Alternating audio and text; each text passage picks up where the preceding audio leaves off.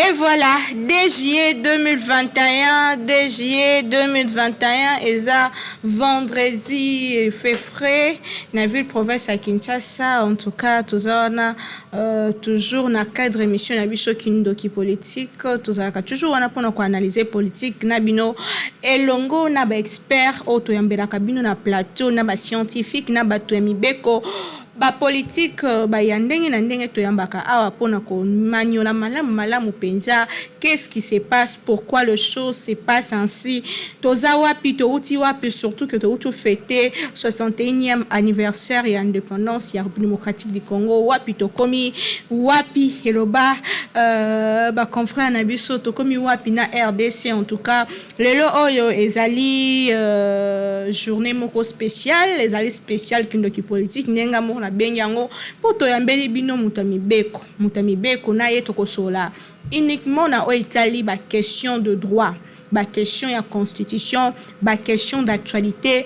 mais au regard ya mibeko na biso po mingi toyebaka nini mibeko elobi te yango tomemaka makambo ba débat lolenge biso moko tolingi kasi lelo oyo tokolobela makambo ya mibeko ba question d'actualité, mais au regard ya mibeko na biso. Na rappeler que toza le 2 juillet 2021 à l'époque on a bandé kotanga le 2 juillet za la journée ya esengwe, surtout na bano bazora bien boke programmation na suka ba pesimi ba poupée et tout.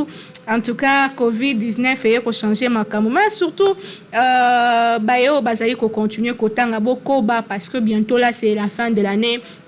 Travailler kitoko et que ça l'a bien a signalé que ba session mi-session il y a examen d'état 2021 et que banda le 12 juillet oyo, donc dans 10 jours moi na wa za na 6e des humanités ndeko moi sito mobile s'est préparé déjà pour na ba épreuve au mi-session, notamment dissertation français oral pe bongo na bongo ba épreuve technique. En tout cas michane sika wana ya komi bongisa pour que o affronter malamu examen d'état na yo pour vu na yo ezo dépendre na yango. En tout cas boye balamu na émission kindoki politique ya lelo nazanga moko te na ibisa bino toujours que na linga ko partager plateau na nga na za égoïste te nazaka toujours na mutu moko poto yeba ko manyola malamu parce que nazana monopole ya connaissance te na domaine nyonso na yebi nyonso te, même ceux qui naza mopandi sango, même ceux qui to sala moi de gauche à droite ba recherche mais to yebi nyonso te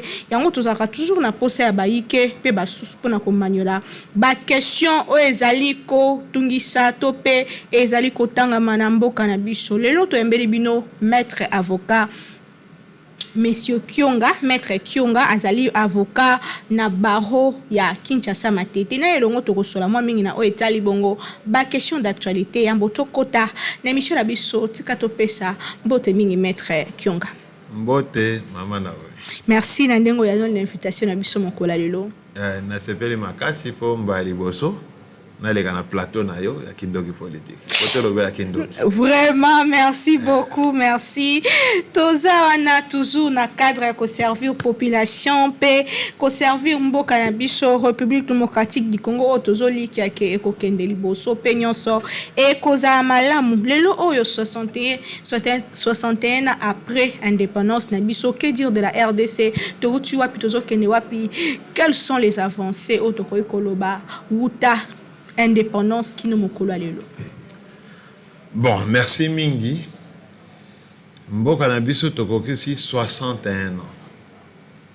Soki total na bomo ya moto, vraiment moto akoli comme na âge ya sagesse. Mais pour na mboka eza nango ebele te. Mais na ndenge mboka na biso banda tozui indépendance ti lelo na koki koloba que situation en mboka na biso ezali mitigée, c'est-à-dire ezali 50% makambo etamboli malamu, 50% etamboli mabe. Ba domaine mosusu tosali ba avancer, mais ba domaine mosusu tozongi sima makasi. Alors ndakisa ben ndakisa sur le plan économique. sur le plan économique tozongi makasi sima tango mboka oyo ezoko accéder à l'indépendance mboka na biso Congo ezaki le pays le plus industrialisé d'Afrique tolekaki ba pays mingi ba paya na niveau ya industrialisation nakoko zandaki ça lokola Corée du Sud tout ça qui plus industrialisé que bango Afrique du Sud niveau de vie ba congolais ezaki ko avoisiner ya ba canadien na l'air wana. Bon, mais 61 ans après, Canada, parmi les 7 puissances, les premières 7 puissances du monde, Corée du Sud, parmi les 14 premières puissances du monde, Biso, Togom vers Bamokila. Donc c'est là qu'ici que tout ça l'image arrière. Togo qu'on un domaine simple, peut-être Batoubaye Bakate. À l'époque, soki moto abeli makasi na Afrique baza ko évacuer mbango na Congo akozwa traitement 61 ans après biso ba congolais ba komo ko évacuer biso mbango na Afrique du Sud to na Inde. Il faut tout mituna comment ça ba tunyoso yo ba ezala ba bazingi biso ezala ba pays misika par exemple dans le domaine enseignement ba ndako tanga na Congo tous les étudiants de nationalité, Rwandais, Burundais, Angolais, Sud-Africains, même des Arabes, même des Européens. Quand on a une université, on a un diplôme et puis ils sont valables. L'élo, l'université, on a le classement de 100 premières universités africaines, on a l'université congolaise des années 80. Donc, ça démontre que le domaine local d'enseignement, le domaine local la santé, le domaine local de l'économie, tozongi sima makasi. Alors, il faut tomituna pona nini boye. Justement, c'est ça la question. Pona nini to komiti na niveau ya rozala vraiment na bas échelle na niveau bon, ezali na banza ba mauvaise décision o ba konzena biso bazwaka. Ba mauvaise décision, c'est-à-dire ba décision ba konzena biso bazwaka ezalaka mûrement réfléchie. Alors ce qui décision o magnoli yango bien te ozu yango mbango lero ko bimisa ngo boye pesi ba conséquence mabe o lebo zo ba résultat ozu ba conséquence ndako ko zo un exemple patent que batumingi lève sur ba bosana zarianisation. Mais l'économie en Boka Nabiso n'est placée le 30 décembre 1973. Et le Baba Bel de 73.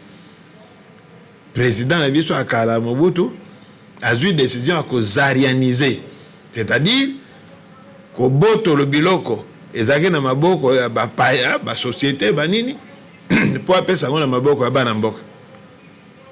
L'idée en soi, ezalaki mauvaise, mais son application était mauvaise. Mais la meilleure décision est koka kozala nini. Au lieu ko boto la biloko ba investisseur, au pesa yango na moto ayebine gestion des politiciens, des membres du comité central, des membres du bureau politique.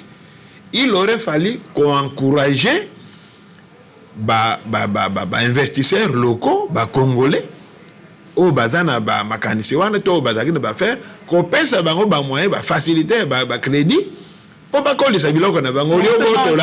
Voilà. Malheureusement, on a même confisqué les Congolais. Il y a même certains Congolais qui ont perdu leurs biens. Je peux citer Dokolo. Dokolo ensemble. Pas votre biloko, mais pourtant, il y a Congolais. Et puis la suite. Et puis la suite. Tala lelo les Kambasoni. Dokolo a parmi les premiers Congolais, des premiers Africains, à la banque privée. Les lois, beaucoup de banques nigériens, beaucoup de banques camerounais. Pendant que tango donc le basari banque camerounais nigérien dans la banque. Maintenant la banque na bango comme awa na mboka na biso ils sont là. Même les Congolais à la banque, à la banque na ya qui installé dans pays étranger. Donc vous voyez que tozongi sima Nicolas a une décision qui était mal prise. Vous parlez de décision, maître Kyunga Yamboto Kota, pour moi, on est très important. En principe, tous les 4 ndenge tozui 4 présidents de la République, chaque président azopia oyaye azotunga oyaye pour que muninga continue bisika ya sukaki. Mais le temps lobi ke ba choix ezalaki mabe. So il faut mato lo bana bo solo. Nani a BBC makasi dans les 4 présidents baleki na RDC. Bon, dire que Kobe Samakasi, c'est un peu difficile parce que tosali étude comparative te ya ba gestion bango nyoso. Mais mboka etongamaka na libanga mutu na mutu aza kocha. C'est-à-dire tango o asalaki eloko boye tango yo ye obakisi o ya kokakite. Et puis on continue ndenge balobaka ke batonga Paris na mokolo moko te. Alors, mais souvent biso tozalaka l'air mususu à ce qu'on appelle rétropédalage. C'est-à-dire l'air mususu o azaki liboso na yo azwaki décision moko ba malamu. Tout le monde nango même na ba ministère. Mais tango mokonza sikaye ole ya ko appliquer loko wana mais kaka pour la abomi yango ya bandi mususu. Est-ce qu'il y a opportunité de présenté? Alors, mais eloko mususu majeur o esali ke mboka na biso tozo naviguer à vue.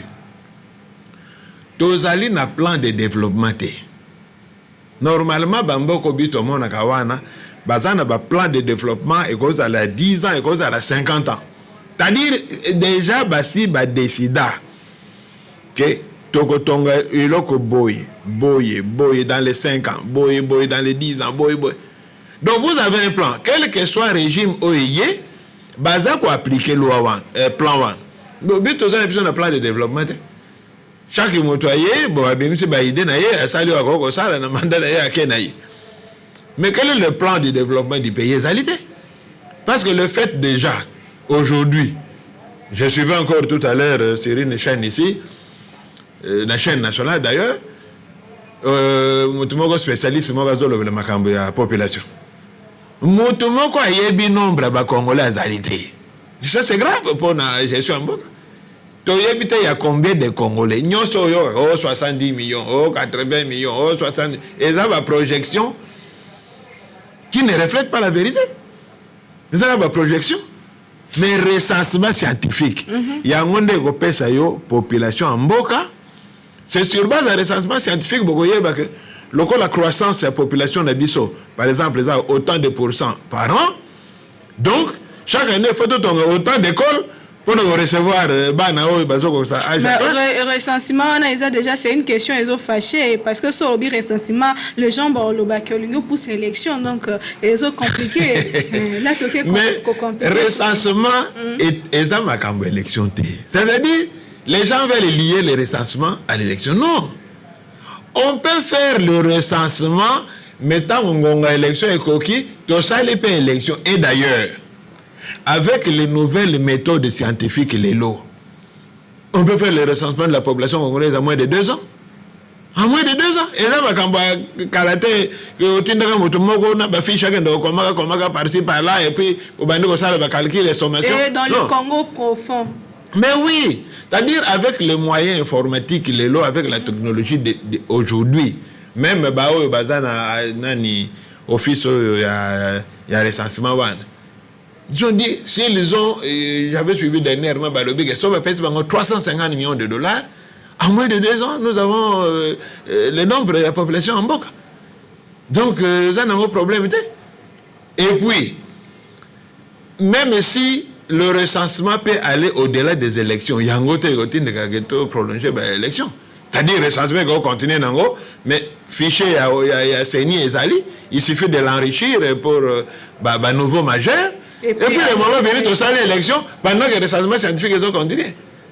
Très bien, Tolobela, Etali Bongo du côté judiciaire, du côté justice congolaise, Lelo Oyo, état de droit et côté en action, ba avancé nini significatif au tokoki déjà ko signaler na ngambo wana.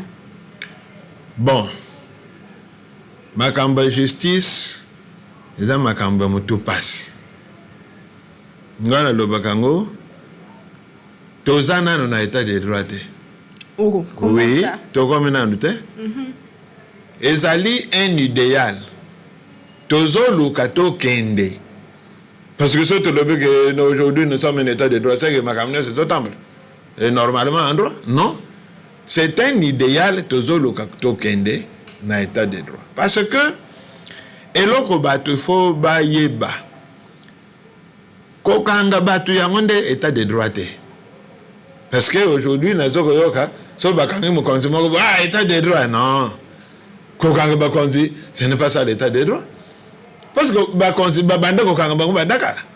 Depuis 1960, Bakanga Bago. En 1960, il faut que se le dise. Un directeur de cabinet du chef de l'État, côté prison, et ça les mais un directeur de cabinet par rapport à un ministre. Par rapport à un ministre, Namboka Bakanga ba ministre. Ba ministre Bakanga la première république, Bakanga la deuxième république, sous Mobutu.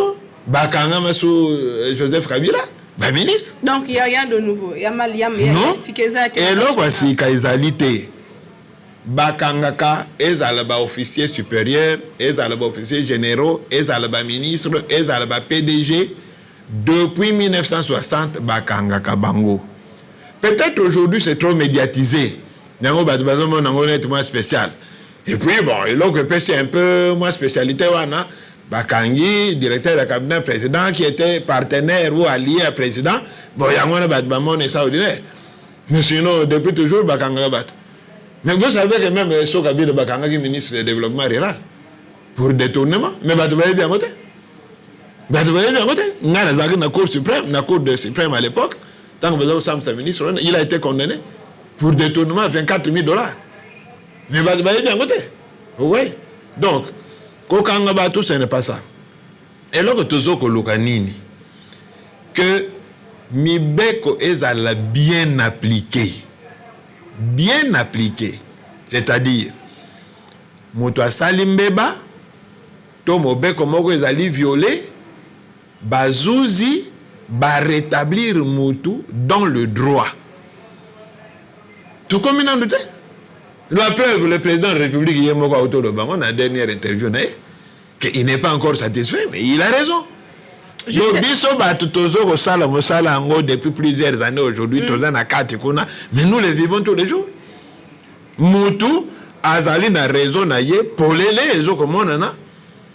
Mais, on a né, pour Yazana Misolote. O Azana Makasi, Apesi Kanyaka, Apesi Misolo, Bapesi raison.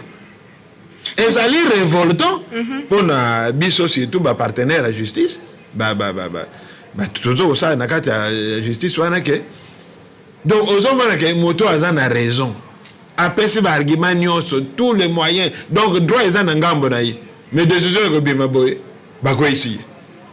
Mais vous ne comprenez pas, mais qu'est-ce qui s'est passé? Justement, Yango Koyoka, chef de l'État, Koloba, apparemment, justice congolaise, et ça, pour accompagner la vision et un état de droit, ou à ça, qu'on a instauré. Bon, de toutes les façons, Eloko Oyo échange à Kana Passi, Ezali Bizaleli, c'est-à-dire le comportement. Bizaleli Amoto, ça ne peut pas, et Koko changer Nambalamogote. Que Loko, là, par exemple, Tozaki Kombo Zaïre, le Kotokomi Congo, Mbamo Bisonio to changer. Non, parce que même le président Tozaki Naye, président Kabila, Ligambalela qui angora, je me rappelle d'interview Naye Soga Batounié, et là on dit nous avons regretté. Alobi na koki ko bongo la ba congolais. Les Congolais ils sont restés les mêmes. C'est-à-dire Bizaleli wa mabe, Tozaki Nango Banda Kala. Bizaleli wana ezali kaka na ba domaine nyonso. Sikoyo il faut en tout cas mwangonga mulai koteya ko pesa bitumbu surtout ça ko pesa bitumbu na bato oyo bazali ko buka mibeko ezala na ngambo ya ba justiciable ezala na ngambo ya bazuzi bango moko tango zuzi asali mabe akati kamabe ba pese etumbu comme ça batu nyonso ba bongo la bizali parce que aujourd'hui c'est vrai batu nyonso bazako doit avoir raison oh non pour ba condition musala eza malamu te mais est-ce que condition ya musala soki ata elongo banité est-ce que yango nde ekotinda yo mutu osala mabe ozwa kanyaka? Parce que totanga na économie tobike mutu azali de posa na esila kate. Donc mutu lelo pese $100, ya commence à dépenser à 200. L'hôpital vous m'a dit salaire à 200, a commencé à dépenser à 500, moins 200 comme vous commencez à 500, a commencé à dépenser à 1000. Donc le problème c'est pas trop makambosoki à revenir tout ça. C'est d'abord un comportement. Parce que toyebi bato yo bazali malhonnête. Ata azana ba million. Bazo osala ka malhonnêteté. Donc mongo te moteko ko bongo la moto. Dans ces cas, il faut ça pour que justice n'a biso parce que même Bible sur le bango justice et tombe la école so justice c'est assez moyen école tombe maté malgré fort non c'est ça les mani il faut ça les malelo pour que justice n'a biso tombe à chef de l'état et moro on a déjà que ça ne va pas de à l'année là on sous yo moko ndeka zo l'année là on sous bien il faut ça. Bon. Il faut ndena lobia wa sanction. Sanction, il faut à la macasse. Parce que juge, yende population azo otale là, so ko za problème. Alors ce que juge yemoko to comme ça to banga ye, to associé na yete, et ben c'est que place OK mais ça sauté. Donc yango wana président, il faut conscientiser ba conseil justice. Mi beko ezali, ba structure ezali. Na kati ya justice pona kolandela etamboli ya ba magistrat ezali conseil supérieur à magistrature ezali wana ba chambre de discipline ezali parti par là o landela ka ba magistrat. Bon biso pe ba justiciable loko so sangwana il faut toyeba que magistrat ezali mutu lokola yo azali justiciable lokola yo mingi biso moko pe toyeba ka ba droit na biso te. Basali o mabe bakati kamno mabe toti kaka eza makambo moki justice nzambe mais justice nzambe et pas la bien c'est ça moto asali o mabe ozo na ba droit au lieu de revendiquer bon comme to sambela ka mingi etali na nzambe na ye voilà comment batu bazo ko moto makasi mais soki moto na moto ebi droit na ye osalinga mabe na fundi yo bakati yo likambo etumbu Moutunion ça se corriger. Mais biso tout ça kaka ezama kama nzambe etanga maki kaka. Bon, bato mabe ba ko continuer ko régner na bango parce que bitumbo ezate. Dans ces cas ils correspondent depuis na moyen mutu muso banga pas au monde qui za pina moyen olandela. Par exemple le juge moroté azo mona qui aza limité. Non, justement yango nazo ko loba ke ezali ignorance ya batu. Na biso na baro tozali na commission mobimba o ekipaka batu oyo bazangi moya okende na justice. OK. Soko otali ata côté epa na biso pona lobelaka baro na biso otali na quartier 1 wana immeuble moko elandi oyo Apocalypse 22 okomona bacha pancarte boutique de droit. Boutique de droit wana eyambaka batu nyonso surtout bazangi makoki pona okende na justice. Soko ozangi makoki bakosunga yo ba avocat bazali wana. Soko komeli batonnier ya ordre la babaroni oso. Bakoponela yo avocat ba ben avocat prodeo. C'est-à-dire que ndo sambela yo sans que ofuta eloko. Donc ezali prévu. Mais batu baye bakapete vraiment dans la boutique de droit ba kan so ba teka ba livre kuna. Même na baro ya Gombe boutique de droit ezali vers Gambia la kuna. Okay. Boutique de droit on a un problème na justice tout ça OK kuna ba consulter so ba moni vraiment que oza indigent oza na ba moite ba kopesa yo avocat o akosambela yo dossier na yo. On les alliés révélation pour la population zolanda biso boye ba que boutique de droit ezali so oza mi makokite okoti kokende kuna donc kotika te ote nzambe ka nda olandele te et amoko pe foko landela pour foko landela wana mabele makama nzambe sima nzambe ya za tribunal na wana to tana mo sima so tokei tolobela ba dossier où ils allaient en justice en cours ces derniers temps, ils allaient vague de part et d'autre par rapport au IGF dossier à Bukangalonzo malgré qu'ils allaient qui à travers couverture il y a ba immunité na Sénat ba dossier moi mingi côté ba dénonciation ba détournement l'autre koloba que ndengo ti koloba état de droit non to comité mais lolenge kani yo omonela ki ko analyser vague ya ba dossier nyonso wana pourquoi seulement ebima lelo qu'est-ce qui se passe au juste? Bon, ba dossier, c'est comme j'ai dit, aujourd'hui médiatisation est en makasi.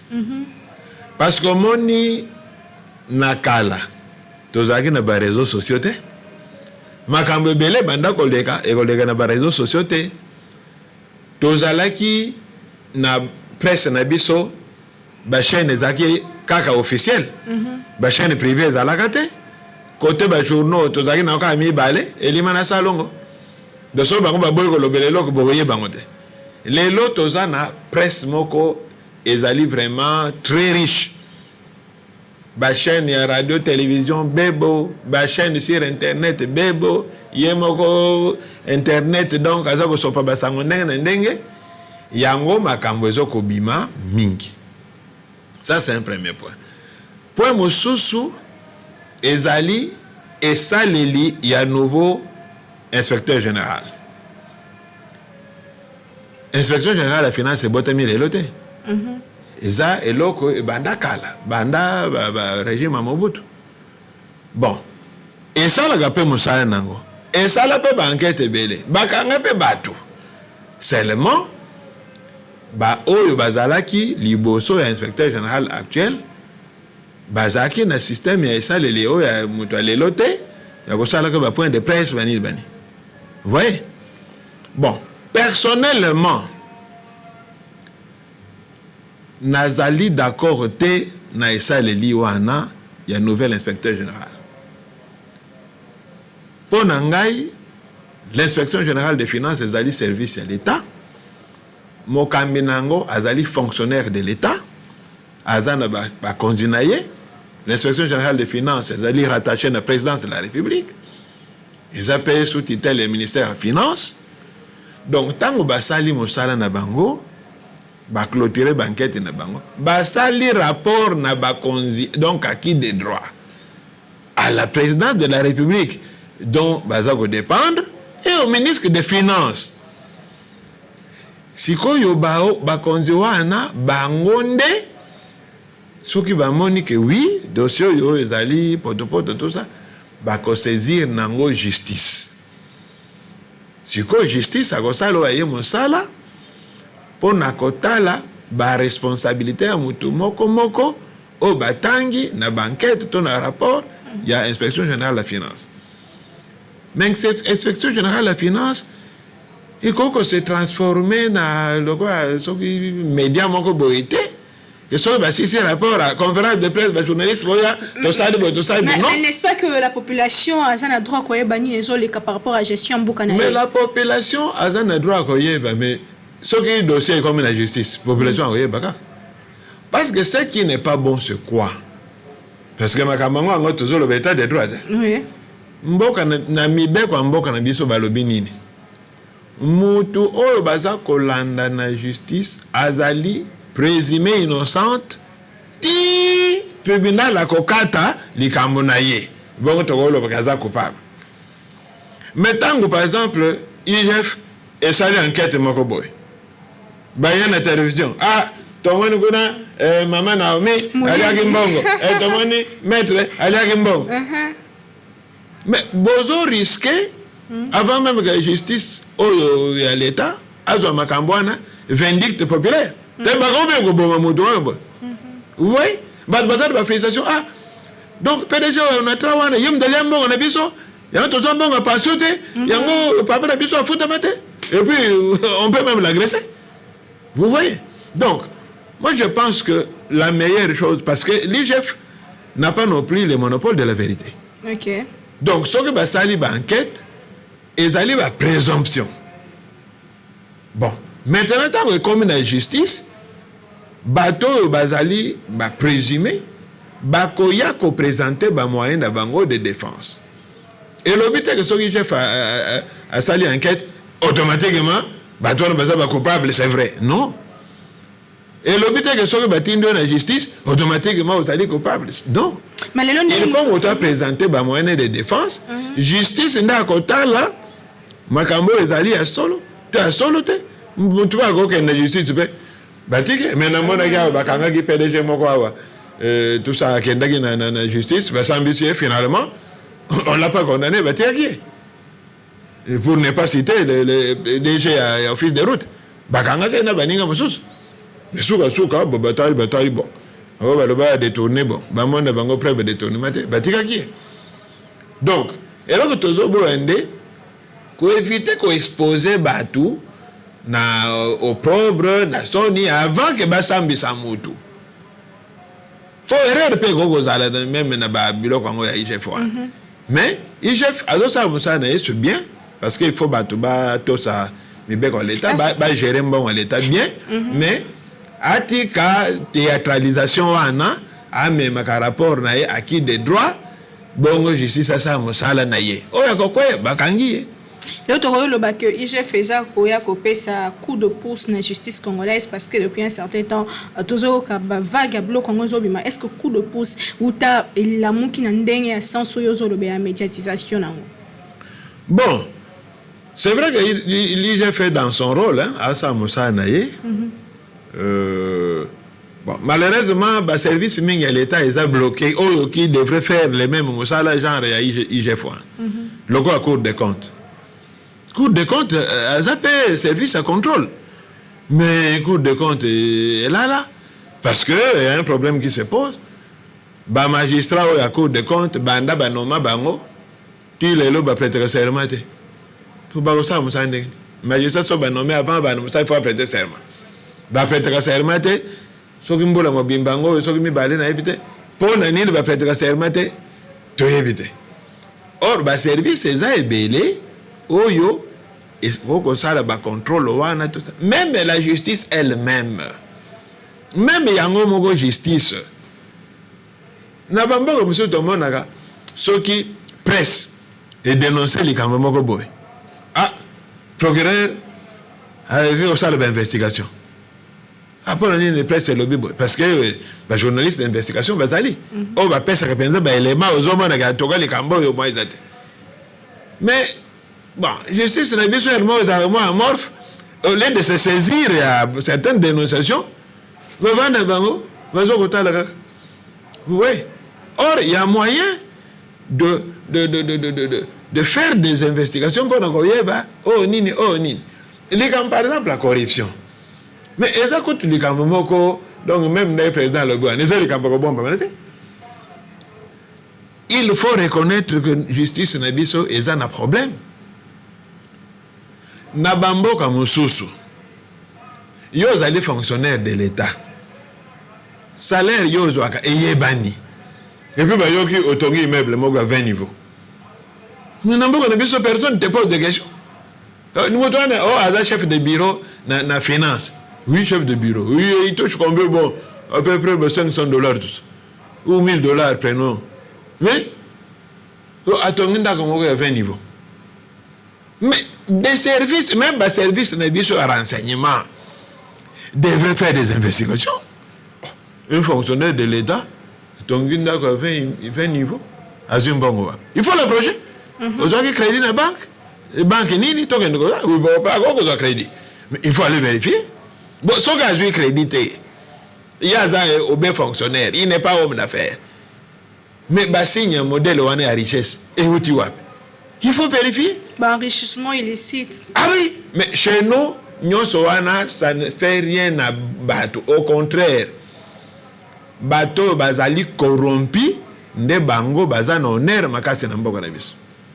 Parce que na monde kango na bala même na cité, comment na papa mago basala ki mosala ne honnêtement, eza na l'état, eza na entreprise privée, azui retraite na ye avant ne kime na kwa na ye. Parce qu'on critique papa oyo azaki na esika mbongo yuma tala sikoyo nega zo vivre yuma zaki na place salaire il fallait que tu abete nzete Par contre, moto a détourné, on le félicite.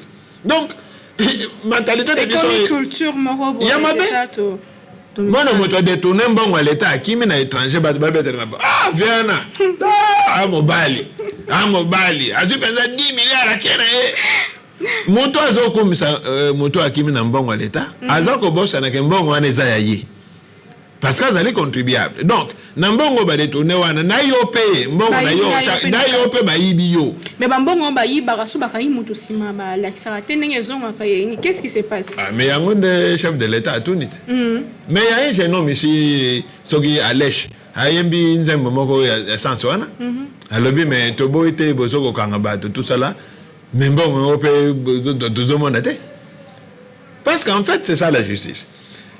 Lorsque bakangi mutu pour détournement, mibeko o etali makamba détournement lobby bako kanga moto wana soki emonani polele kasala ki détournement bako saisir biloko oyo asombi na mbongo wana détournement biloko yango tango ba saisir yango soit ekomi à l'état to bako teka yango pour bazongisa mbongo na trésor public. En ce moment-là, il y a une réparation, il y a préjudice au l'État à subir. Bon, tant que bokangi moto, bon récupérer ta logoté. Moto en a sali 20 ans de prison. L'État a gagné ni. A gagné logoté. Parce que tant que moto en a robima, a suivi logoté nyo so sali laki. Azongi na dans ce pays, il y a des gens bakanga moto mendengo wana. A détourné mbongo to ayibi mbongo même ya société privée a bombi yango a le bibona que nous ça le boloko donc la habit de confiance bon 5 ans de prison après 5 ans abimi allez enfin on va faire petit à petit tozo comme na suka émission na biso ya moko na lelo kindoki politique eza spécial tozo lobela makambu etali mibeko il faut yeba mobeko na yo po yeba ndenge ni kotambola otosa yango pe osala ke batosa mobeko sinon ba devoir pe ba droit na yo lelo oyo 15 ans après uta tozwa constitution na biso maître Kionga ce qui est na ba biloko faut ko revoir. Parce que le lois ont déjà que les illégalités allaient belé côté qui fâche c'est bien la carte de la constitution biso c'est non motamobeko c'est non homme de droit les lois ni il faut qu'on change tout ni il faut qu'on revoir na mibeko na biso. Bon makamboza nango ebelé à revoir mais eloko bato faut baye que constitution ezali mama mibeko oyo bato basali mibeko reflétaka situation ya mboka pendant une période donnée. Alors constitution ezalaka lokola photographie ya société na période wana elakisi te tango mboka ezoko évoluer société ezako évoluer ba mentalité ezako évoluer mibeko pe il faut évoluer mais toza na problème na mboka na biso soki bolobi kaka ba simba constitution essayez ba marche bandi touche pas ma constitution comme ça bote mais constitution c'est la Bible il y a que la Bible aussi ba convaincre totanga ka ndengo na ti makamongo ekosila totanga ka boy pour ba convaincre ba kenda kosimba te. Mais constitution bakoki ko bongo la yango soki batali que bon eloko eza adapté te bakoki ko bongo la eloko wana pour donner plus d'efficacité. Bon nakoki par exemple kopesa ndakisa loko makambo etali ba assemblée provinciale ba relation na bango na ba gouverneur mais makambo ezoko bloquer mboka ba déchéance aujourd'hui ça fait une quinzaine ou une vingtaine ya ba gouverneur d'échéance na déchéance gouverneur ken muka saibo paf ba ko ici ausa mokebo ba ko ici. Mais ce que tali ba raison fondamentale au bazo kwa isabango en réalité, ils avaient raison valable était. Parce que, après réflexion, ce que la province est un bon rebelle, le gouverneur on a quoi yagate. Fonani. La province est un bon rebelle, il est difficile de renverser le gouverneur. La province est un bon, le gouverneur va changer, Donc, moi je trouve que ils ont action alimentaire, député provincial, c'est-à-dire ceux qui gouvernent à Zolé, c'est un bon gouverneur avant d'anaï. Ceux qui proviennent sur les moyens, gouverneur moyen, après ça, bango, lingite, allez, tu viens de gouverneur, à Zolé, c'est bisoté. Donc, moi je pense que pour la stabilité de la province, on peut mettre fin à cette expérience de l'Assemblée provinciale et que le gouverneur soit élu au suffrage universel direct. Parce que si le gouverneur est élu au suffrage universel direct et que le service à contrôle les autres fonctionnaires, la IGF, la Cour des comptes, sa gestion sera contrôlée et suivie. Ce qui a sali détournement, poursuivre. En ce moment-là, on comprend que la province est gouvernement stable. Parce que comment voulez-vous un gouverneur pogner pour 5 ans? Azan un programme. Azan les 6 mois, va venir nier. Vous changez. Bon, 6 mois après, va venir nier. Mais comment mais moi je me pose la question, est-ce que tout ça qui peut prêt à Mokumba, il y a 26 provinces, est-ce que c'était le moment là, ils appellent dossier quand même? C'est-à-dire que là je vais faire une réflexion un peu intellectuelle, peut-être au-delà de ma camarade, moi je pense toujours que bisoba intellectuel, il faut réfléchir sur une nouvelle façon de gérer un bon cannabis. Et puis, copier-coller au bito ça la kawana, c'est pas bon. Vous savez, la constitution, copier. Sans tenir compte du contexte. Mais il y a une mentalité. Il y a une si on a une constitution américaine, en France, c'est aussi battu. Les Français, même, en fait, les Européens en général, quand il y a élection aux États-Unis, c'est que marque une élection. La population va voter Moutou, mais Moutou a perdre côté des grands électeurs qui sont une minorité, un nombre de gens, élite. Mais côté voix la population, il y a Moutadju va voix ébélé. Mais le grands électeurs va voter était abimité. En Europe, il y a démocratie. Mais ezali système et salamaki na ba fondateur ya États-Unis et tikala bongo ba mesana nango. Donc c'est comme pour dire que ndenge balobaka na poto que vérité au-delà des Pyrénées erreur en ça. Donc ce qui est une constitution en France tu es nango et la existé que fonctionner bien tout ça va français tout ce constitution américaine tu es nango et que fonctionner tout ça va américain. Il fallait repenser la constitution d'Abisso en adaptant Makambu en rapport avec Bizaleli Nabisso. C'est là où j'ai rejoint le président Mobutu avec les recours à l'authenticité. C'est-à-dire que imaginer un mode de gestion propre à la culture Nabisso, oyo, et qu'on frustrait batouté, mais et qu'on sala en sorte que mboke kene liboso sans nécessairement toko takana bakambo occidentaux parce que la démocratie ngana le bakango eza denrée d'exportation té et démocratie faut utana kati ya batu et utana mitema batu ebimeli banda mais quand vous prenez démocratie bozo exporter ango et aussi mbate vous voyez par exemple les locaux occidentaux bazo salawan bazo démocratie ba même les pays arabes les impôts, Irak, Iran, la démocratie, mais ils ont aussi battu parce que ce n'est pas dans la culture. Tout le monde qui ont même des sujets, il y a Makambu, il y a Covid-19, apparemment, tout le monde qui a libanda, tout quotidien, sans tenir compte de la vie quotidienne. Mais c'est ça le problème. Nous sommes dans le copier-coller. Nous avons des scientifiques, nous avons Batomayele. il faut ba réfléchir ça kapona makambo etali biso moko. Ta président na interview na ye auto ko lobana batuni mais papa pona nini ozwaki vaccin ya covid te.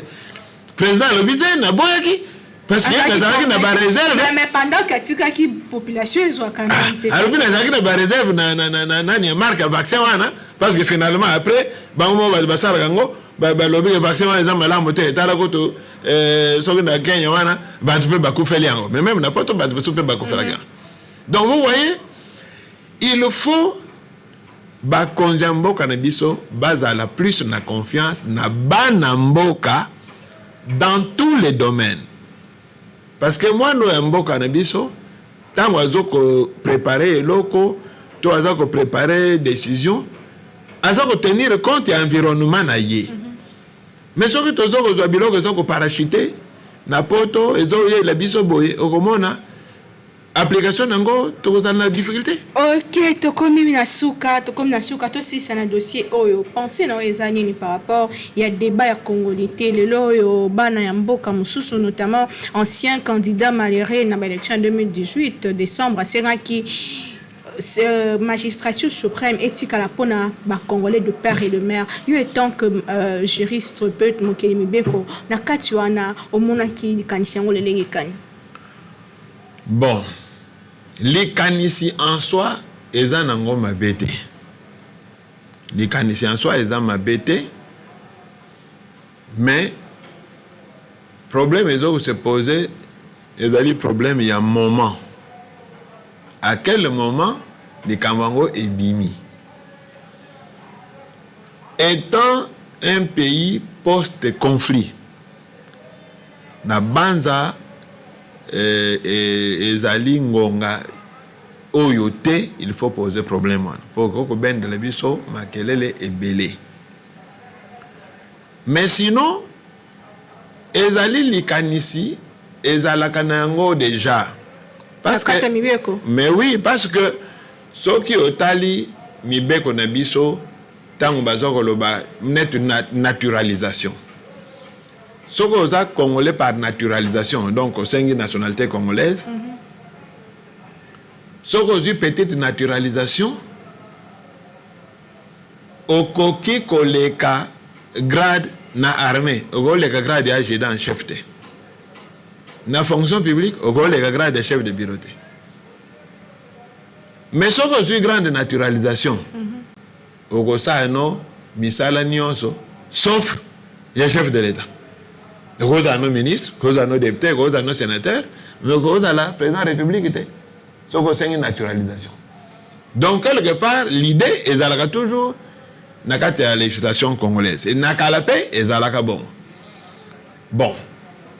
Ce qui est totalement atteint Bambo comme source, par exemple, aux États-Unis, ce qui est botama sur le sol américain, jamais comme président des États-Unis. Oui? Débat n'est bien que tant Obama a fait sa candidature, heureusement qu'il a été démontré qu'à Botamakuna. Mais par contre, acteur Mounen Otoyebi Arnold Schwarzenegger, Aza américain, mais d'origine autrichienne, Aza gouverneur, Lélo, mais jamais comme président des États-Unis. Parce que Botama des États-Unis, mais Aza américain, il est gouverneur. Gouverneur, Aza dirige un État, mais comme président.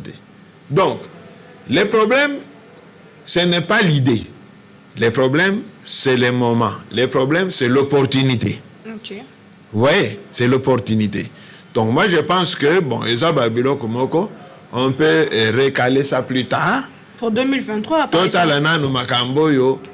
Non, pas 2023, parce que si on veut appliquer en 2023, c'est qu'il faut le faire maintenant. Ok. Alors, heureusement, avec ma frustration que vous allez libérer par rapport à certains candidats potentiels. Donc, na banza totika nanu yango to consolider nanu unité nationale to consolider nanu mboka ba législature ko yaka sima ba kotala opportunité ya ko zwamebe ko nengo. C'est vrai que poste à chef de l'État ezali poste ba ko pesa n'importe qui. Ça c'est vrai. Parce que regardez, je vais vous donner un exemple clair et salama kalate na Chili. Président ya Kala Chili, Alberto Fujimori. Azalaki des nationalités chiliennes et des nationalités japonaises. Tango asisi mandat na ye. Justice ya mboka na Chili, balingi ba poursuivre ye. Akei na Japon. Japon, l'objet c'était japonais. Je suis à Chili et on est bloqué. Alors vous voyez un chef de l'État, avec une double casquette, c'est quand même un peu compliqué. Bon, prenons un exemple. Président de la République, il est de nationalité congolaise et de nationalité à pays Mokoboy. Congo est côté en guerre dans Mbokawa. Il y a comme ça. Avec nationalité en Mbokawa, beaucoup de Bitumba. Vous comprenez? Donc, c'est un peu compliqué.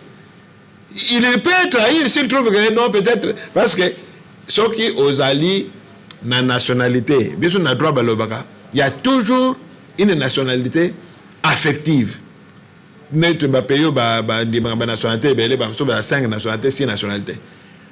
Mais parmi tous ces pays, il y a toujours un pays au Lingakamingi. Au Benzé, la nationalité, il y a des façades. Aujourd'hui, la nationalité, il y a des Mosala. Aujourd'hui, la nationalité, il y a des Kotanga. Aujourd'hui, la nationalité, il y a des Kamusongolo. Mais mon thème, il y a un pays. Si vous na mystique fourmi comme on dit à Kin, au commis président Namboka. Mais Namboko pensa c'est que parano bazali. Et c'est que bandekono bazali. Mais c'est que madame bazali, beaucoup on habite au Namboka. Yo on n'est pas que nous bombarder Namboka. Hein? Prenons aux président américain. Aux président américain, bon Amérique quand tu tombes na RDC. Yo côté moi aux Congolais. Au vraiment des zones États-Unis qui allaient jeter une bombe na RDC. Au côté. Parce que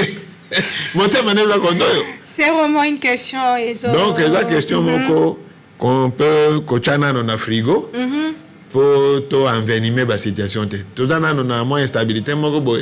Qui met quand on a l'institution, ils ont la consolider. Bon, après, on peut voir. Émission Kindoki politique à l'élo et Komina Souka Banamboka merci Boza Olanda biso partout le monde. Maître Kyunga Azavoka Nabaro Yamatete na ville province à Kinshasa. Mot de la fin par rapport à l'émission na quelques minutes seulement pour déjà aussi ici. Je sais pas si vous pouvez évoquer par rapport à nationalité, double nationalité au Balinga qui aussi bazongi ça par rapport à que Moutoua s'est présenté dans l'élection à la double nationalité pour notamment constitution de lobby que la nationalité congolaise est une et exclusive. Kasi lelo na kati pe ya bato belé baza ba double nationalité mais ya ko bomba. Est-ce que kozongi se yango pe et ko kozala pe moko ya ba réforme ko sala pona okena makonami en 2023 à quelques minutes mot de la fin na yo pe poto cette émission lelo. Bon, merci mingi. Personnellement, na linga makambo na ba double nationalité. Pour des raisons que je viens d'évoquer ici. Makambo wana ezali na kokoso pour Namboka. Parce que natangi quelque part responsable moko ya biso wa zaki mo consommer na wa ça c'est quoi un étranger. Bon, totangi biso nyos na réseaux sociaux. Ah bazolo ka ba poursuivre bon ke Namboka moko na bino nazaka pe na nationalité ya kotoyo donc alinga azongi sango comme ça avant de nekuna. Alors vous comprenez que tozo risqué makambo tozo lelo oh non un tel azani militaire moi ba poursuivre exact avec ba double nationalité ou triple nationalité wana et ben toza na ba problème belé mutu penza yawa azu fonction détourner mbongo na kanai azongi na mboka na bango. Et en général, les pays mingi, en ce qui concerne le droit international, bazalaka na problème ba extradaka ba nationaux na bangote. Donc si on par exemple nationalité américaine, à zongi États-Unis, à tabo sengi na Amérique no, mutuana zaki ministre wa zaki président wa, bozong service to sambi ça jamais États-Unis est livré. Et livré ka ba na été. Donc ba pays mingi bazandengwa. Alors, danger de toza nango yangwana. Des gens qui viennent au pays, oh, bagoua ko sala pour intérêt en bokate, mais pour rien n'est même un étranger ko yana ye, bon, à une nationalité congolaise, la salle binom les yeux douawa, à comme consommer, à une parcelle d'autorité, pouf, l'homme, à une pouf, à une n'importe quoi. C'est ça le problème. Makambo et Outou Salema même tout récemment, responsable Moko, il y a Peugeot, je crois, Peugeot Nissan, Bakangagi na Japon, Basambisaï. Il a réussi à se soustraire à la Cour de justice japonaise, à Kimi, à Zongi, na Liban. Je suis libanais. Justice Japon bloqué. On a même arrêté bateau pour faciliter qu'il faut tenir. Japon le Liban, bon ça vous savez ça moto a détourné attends-moi Nambok. Donc vous comprenez que c'est bien. On prétend que nos frères oui, bon, ceux qui ont pris des nationalités étrangères. Mais ceux qui m'ont dit là, ils connaissent ici le Zongimbok, récupèrent ta nationalité congolaise, tire la nationalité. Est-ce qu'on a nécessairement besoin d'avoir plusieurs nationalités? Ça rime à quoi? Parce qu'une nationalité, ça fait partie de l'identité à moto. Mais si on a Congo est belé, est-ce que c'est un homme sérieux? Les lois, comme Naomi, Kuna Marie, Kuna Jeanne. Ça signifie quoi? Donc, ça, on côté comme Naomi. Au Balou, côté comme Jeanne. Normalement, sur Talibien, généralement, ce sont des gens qui ne sont pas très sérieux. Alors, moi, personnellement, les Kamba double nationalité ou triple nationalité, c'est un danger pour Nambok. Il faut qu'on soit fier de sa nationalité. Votre mot de la fin? Bon, on a sepelé Makasi, na plateau nayo, na émission nayo, kindoki politique. Na mona ngoka na musika. Na yoka koyoka. Mais lelo ngamoko na côté na kata kindoki yango. Na sentir penza kindoki zali. Très bien, merci beaucoup maître Kionga Ondima ki koyana na mituna na biso moko lelo tozaki honoré ya koza na moko ya bato mibeko ya mboka na biso na plateau kindoki politique. Kindoki politique lelo ezui et comme na suka pratiquement tokutani lobby na émission mosusu na invité à seka toujours na même plaisir na lobarata nyonso to longola ignorance kasimi mingi to linga mboka na biso et na lobara toujours kimia na mbota na bino pe botikala malamu.